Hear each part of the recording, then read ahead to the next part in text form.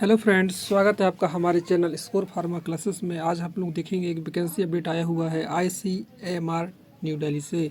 क्या vacancy update है? Vacancy update एक साइंटिस्ट वैकेंसी का है। इसमें हम लोग देखेंगे क्या क्या उसमें क्या क्वालिफिकेशन की ज़रूरत है, क्या क्या एक्सपीरियंस की ज़रूरत है, क्या पे स्केल होगा, इसके ऊपर हम लोग डिस्कस करेंगे। एज क्राइटेरिया क्या है, इसके बारे में हम लोग भी देखेंगे। तो सबसे चलते हैं अपने वैकेंसी अपडेट की ओर। तो देखेंगे यहाँ पे कि जो अपडेट है क्या आया हुआ है इसके बारे में। तो यहाँ पे आप लोग देख पा रहे होंगे कि जो वैकेंसी अपडेट है आईसीएमआर न्यू दिल्ली की तरफ से है। एक ऑटोनोमस बॉडी है जो कि यहाँ पे आप लोग देख पा रहे होंगे।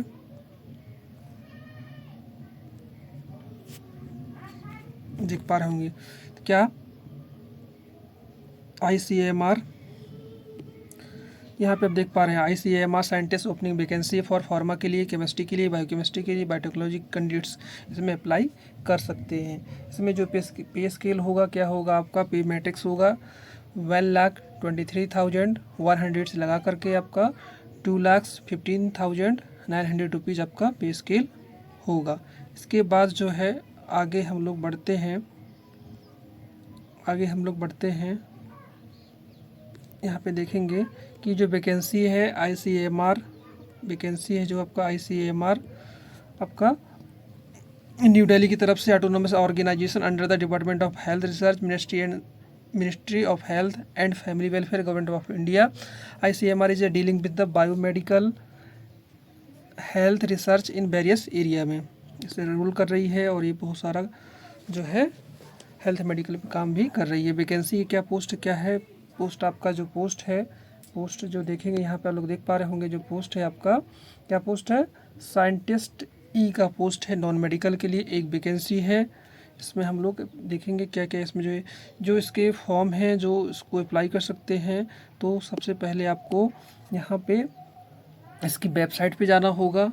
ICMR invites online application from the Indian citizens up to 10 November 2025 till 5:30 PM to fill up the following one vacancy of scientist E non-medical in level 13 of पे मैट्रिक्स। आगे बढ़ेंगे हम लोग, देखते हैं कि और इसमें जो सैलरी का पे स्केल होगा वो 7th पे स्केल होगा। आपका यहाँ पे देख पा रहे होंगे जो सैलरी क्या होगा 1,23,100 से लगा करके आपका 2,15,900 आपका सैलरी होगा। इसके बाद आगे हम लोग देखेंगे और क्या क्या इसमें जो एसेंशियल क्वालिफिकेशन क्या मांगा गया है। एसेंशियल क्वालिफिकेशन आप देख सकते हैं कि यहाँ पे आपका मास्टर्स डिग्री विद पीएचडी होना चाहिए, मास्टर्स भी होना चाहिए, साथ में आपका पीएचडी भी होना चाहिए रिकॉग्नाइज्ड यूनिवर्सिटी से। कहाँ से होना चाहिए, रिकॉग्नाइज्ड यूनिवर्सिटी से आपका जो है मास्टर्स भी होना चाहिए, और इसके बाद पीएचडी की डिग्री आपके पास होना चाहिए। अब यहाँ पे जो अलग अलग फील्ड्स हैं यहाँ पे जो है अप्लाई कर सकते हैं, जिनका अलग अलग फील्ड्स में मास्टर्स है, चाहे जिसका जैसे कि आप यहाँ पे देख पा रहे होंगे कि बायोकेमिस्ट्री में जिसका है मास्टर्स, पीएचडी भी है, इसके बाद केमिस्ट्री में है जिसका, इसके बाद एंथ्रोपोलॉजी में है जिसका, इसके बाद सोशियोलॉजी में है जिसका, इसके बाद सोशल वर्क में है जिसका, इसके बाद फूड एंड न्यूट्रिशन में है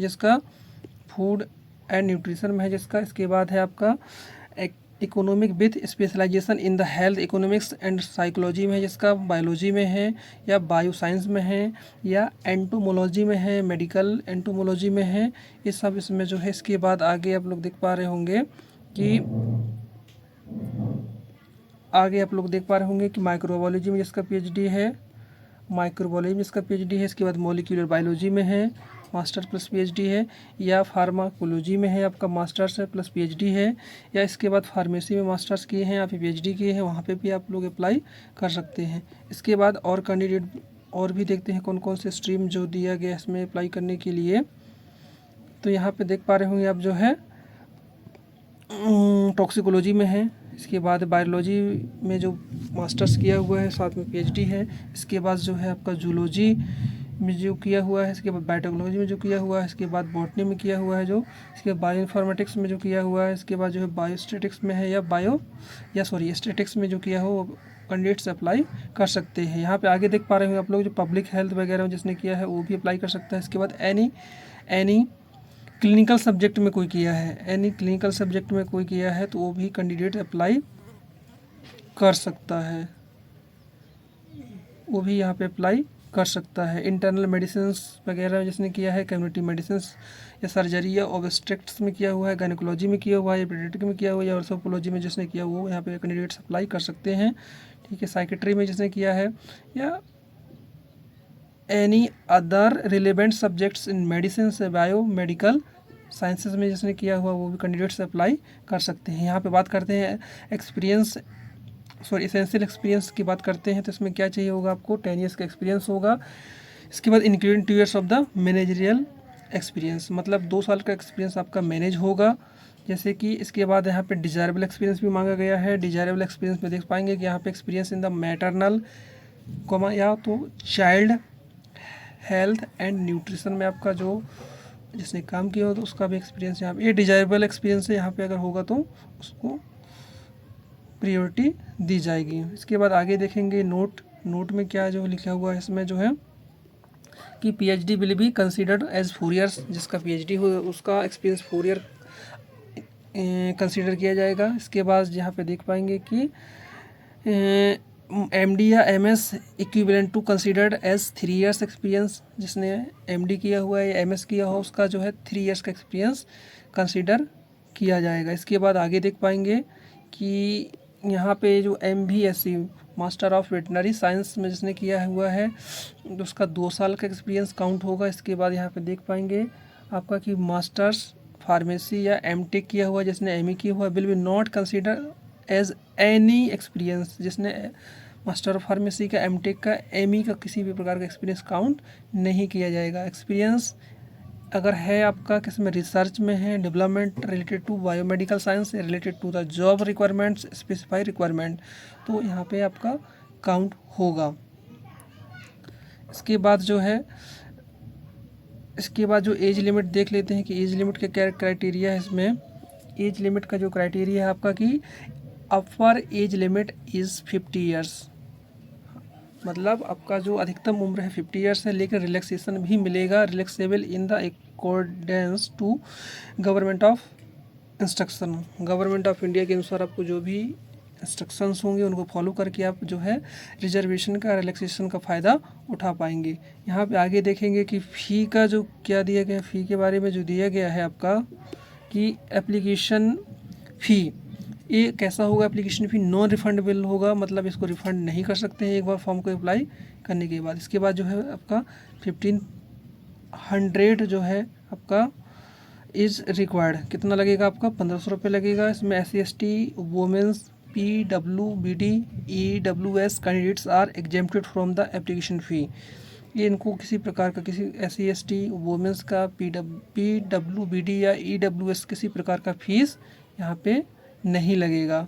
इसके बाद आगे देखेंगे अब इसको अप्लाई कैसे कर सकते हैं आप, फर्स्ट जो आपका दिमाग में क्वेश्चन आ रहा हो इसे अप्लाई कैसे करेंगे, तो यहाँ पे एक हाउ टू अप्लाई दिया हुआ है, आपको कैसे अप्लाई करना है। सबसे पहले हम जो है हाउ टू अप्लाई पे जाएंगे। इसके बाद यहाँ पे देखेंगे कि candidates should apply only through the online mode on the recruitment ICMR.org.in पे ये वेबसाइट है इनकी, यहाँ पे आप अप्लाई कर सकते हैं। इसके बाद आगे देखेंगे following self attested required documents are to be enclosed with the application form के साथ इसको जो है आपको सेल्फ अटेस्ट करना होगा, इनके बाद इसको जो है सबमिट करना होगा। इसके बाद जो है आप आगे देख पाएंगे कि आपको जो है proof of date of birth को प्रूफ करना होगा। इसके बाद एजुकेशन क्वालिफिकेशंस क्या है आपके, इसके सारी चीज़ आपको अपलोड करना होगा। इसके बाद एक्सपीरियंस वगैरह जो होगा उसको भी आपको अपलोड करना होगा। इसके बाद अदर कंडीशंस क्या हैं, अदर कंडीशंस ये हैं, यहाँ पे हम लोग सबसे पहला जो कंडीशन है application should be submitted along with online application fee, ठीक है कि मतलब जो आपका एप्लीकेशन फ़ी ऑनलाइन ही सबमिट की जाएगी। इसके बाद सेकंड पॉइंट है आपका application revised after the closing date for whatever reason is liable to rejected, अगर जो है एप्लीकेशन आपकी जो है क्लोजिंग डेट की बात होगी तो इसको जो किसी प्रकार ये रिजेक्शन हो जाएगा, किसी प्रकार का एक्सेप्ट नहीं किया जाएगा। इसके बाद थर्ड पॉइंट देख पाएंगे यहाँ पे, in the event of any false information furnished separation of any material in the application coming to notice at any time during the recruitment process और thereafter of a person his her candidate service would be liable to terminated. मतलब किसी प्रकार का अगर false होता है, किसी प्रकार की गलत जानकारी प्रोवाइड की जाती है तो जो है एप्लीकेशन आपका जो सर्विस है आपकी वो रिजेक्ट आपको सर्विस से टर्मिनेट कर दिया जाएगा। इसके बाद आगे आप लोग देख सकते हैं कि जो आगे देख पाएंगे कि इनकम्प्लीट या application without supportive documents is liable to rejected. मतलब जो एप्लीकेशन है पूरा फुलफिल नहीं करेंगे तो एप्लीकेशन रिजेक्ट मानी जाएगी। इसके बाद आगे आप लोग देख सकते हैं पॉइंट जो है इसमें कि relevant documents of education qualification specialisation या तो experience as claimed must be invariable uploaded. मतलब जो डॉक्यूमेंट्स आपको सारे अपलोड करने होंगे, स्पेशलाइजेशन जो भी उसका आपको डॉक्यूमेंट्स अपलोड करने होंगे। इसके बाद जो भी एक्सपीरियंस है उसके लिए भी आप अपलोड डॉक्यूमेंट जो एक्सपीरियंस पे सर्टिफिकेट उसको अपलोड कर सकते हैं। इसके बाद at the time of the personal discussions भी कर सकते हैं एप्लीकेशन वर्किंग, या तो जहाँ पे कहाँ पे कर सकते हैं इसको जो है ये at a time of the personal discussions the applications working in centre या तो स्टेट गवर्नमेंट से आप जो डिस्कशन कर सकते हैं डिपार्टमेंट में। इसके बाद public sector undertaking government funded research agencies वगैरह में to be submit a no objection certificate from the employ with any under. मतलब किसी गवर्नमेंट में है, किसी सर्विस में है तो आपको वहाँ से नो ऑब्जेक्शन सर्टिफिकेट आपको प्राप्त करना होगा।